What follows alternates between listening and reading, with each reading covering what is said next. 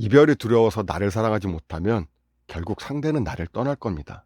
이건 다음 사람이와도 마찬가지예요. 이런 악순환의 고리를 끊는 방법은 그 사람을 똑바로 마주하고 솔직하게 내 마음을 전하는 겁니다. 너를 사랑하는 나는 너에게 존중받아 마땅한 사람이다. 당신의 사랑을 당연하게 생각하는 사람에게 이 사랑이 당연한 게 아니라 정말 소중한 것이라는 걸 일깨워 주셔야 돼요. 비록 그로 인해 이별이 찾아온다고 해도 말이죠.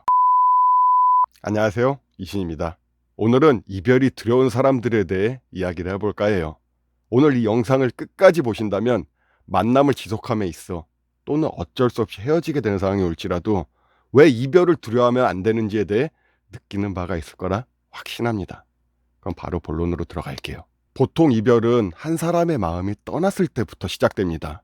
여러분의 지난 연애를 생각해 보시면 알겠지만 둘 다 동시에 마음이 떠나서 이별이 찾아오는 경우는 거의 없어요.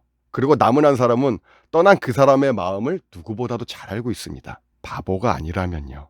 이 모든 걸 감당하며 아픈 사랑을 하는 겁니다. 아니, 연명한다고 해야 될까요? 생각해보면 참 억울한 상황이 아닐 수 없습니다. 그 사람이 떠날까봐 두려워서 결국 나만 놓으면 끝나는 힘든 연애를 시작하게 되는 겁니다. 근데 여기서 한번 조금만 더 깊게 생각해 보세요. 그 사람을 놓치기 싫어서 하는 나의 행동들을 그 사람은 과연 어떻게 받아들일까요? 아, 이 사람은 나를 좋아하니 이렇게 헌신적이 되는구나. 참 고마운 사람이다. 이렇게 생각할까요? 천만에요. 헌신적인 마음은 연애 초기나 썸 단계에서는 먹히겠지만 이미 균형이 무너진 상황에서의 그 마음은 상대에게 초라하게 보일 경우가 많습니다. 여기서 우린 가장 중요한 점을 알 수 있어요. 그게 뭘까요?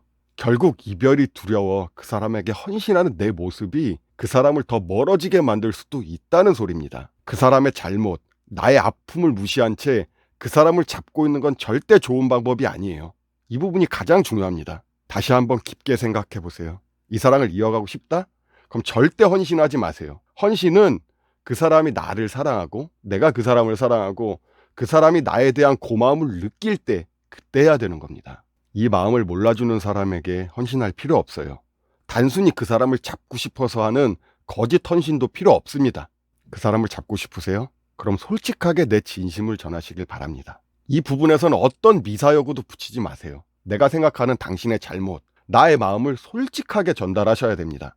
이렇게 하는 게 기울어진 둘 사이를 회복하는데 훨씬 더 좋은 방법이 될 겁니다. 대부분의 사람들이 이성적인 사고방식을 갖고 살아간다고 하지만 연애 관계에서 특히나 내가 더 사랑하는 사람에게는 이런 이성적인 사고방식이 제대로 되지 않는 것 같아요. 연애 관계에서 의리되는 건 죄가 아닙니다.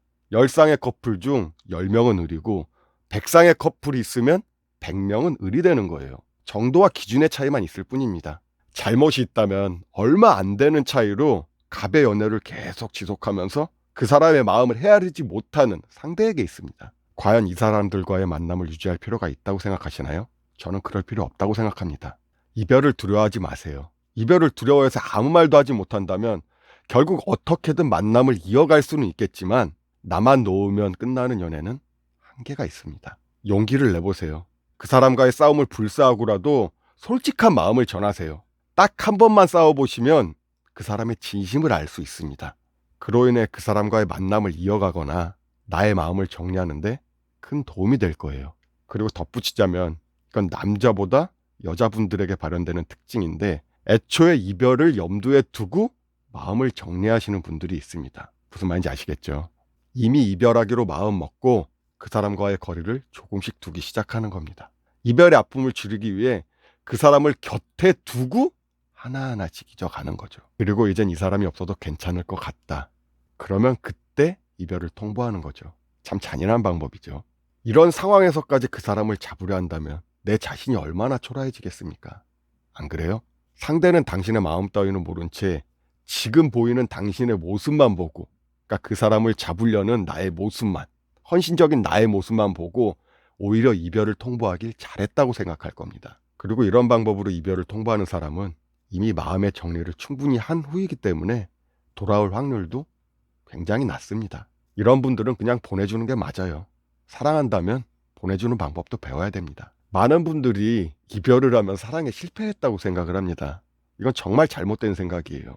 사랑도 해봤고 이별도 경험해봤을 뿐입니다. 이 부분을 제대로 이해하셔야 나를 더 사랑할 수 있고 더 좋은 사람을 만날 수 있는 거예요. 이별이 두려워서 나를 사랑하지 못하면 결국 상대는 나를 떠날 겁니다.